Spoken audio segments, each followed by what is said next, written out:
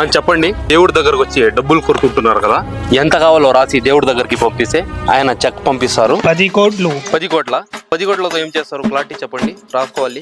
8 కోట్లతో ఎఫ్డి చేపిస్తా. 8 కోట్లతో ఎఫ్డీనా? ఇది లగ్జరీ కిందకు వచ్చేస్తుంది. డబ్బులు ఎక్కువైపోతేనే మనిషి ఎఫ్డి చేపిస్తాడు. సహజంగా జీవించేకి ఏమైతే అవసరం ఉంటుందో అది అడగండి. 1 కోటి రూపాయలు. 1 కోటి రూపాయలతో ఏం చేస్తారు? డీటెయిల్స్ చెప్పండి, రాసి పంపిస్తే దేవుడు చెక్ పంపిస్తాడు. 1 కోటి రూపాయలతో ఒక మంచి ఇల్లు తీసుకుంటా. ఇల్లు కొనుక్కుంటారా? దేవుడు అనేవాడి చెట్ల కింద, అడవుల్లో, కొండల్లో ఉంటారు. మీరు ఆయన డబ్బులే తీసుకొని ఒక మంచి ఇల్లు కొనుక్కోవడం దేవుడికి ఇన్సల్ట్ చేసినట్టు ఉంటది. సహజంగా జీవించేకి ఏమైతే అవసరం పడతాయో అవి మాత్రమే అడగండి. చెప్పండి. 50 లక్షలు కావాలా? 50 లక్షల? 50 లక్షలతో ఏం చేస్తారు? డీటెయిల్స్ చెప్పండి, రాయాలి కదా. 50 లక్షలతో ఫార్చునర్ తీసుకుంటా. కారు కొనుక్కుంటారా? దేవుడు అనేవాడి జంతువుల మీద సవారీ చేస్తాడు.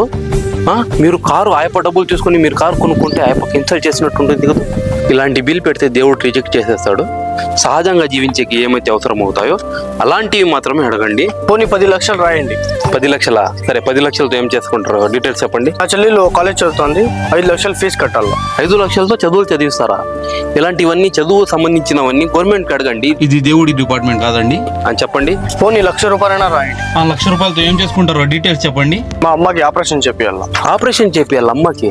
ఇలాంటివి పోయి రాజకీయ నాయకుల దగ్గర, గవర్నమెంట్ దగ్గర చెప్పుకోండి. ఇదంతా దేవుడికి డిపార్ట్మెంట్ కాదు. దయచేసి అర్థం చేసుకోండి. ఏ వస్తువులు అయితే లేకుంటే మనము బ్రతకలేము, మనం చచ్చిపోతాము అని అనుకుంటాము, అలాంటివి అడగండి. అయ్యా పోనీ 2 సమోసాలైనా తినిపించండి, తినేసిపోతాం.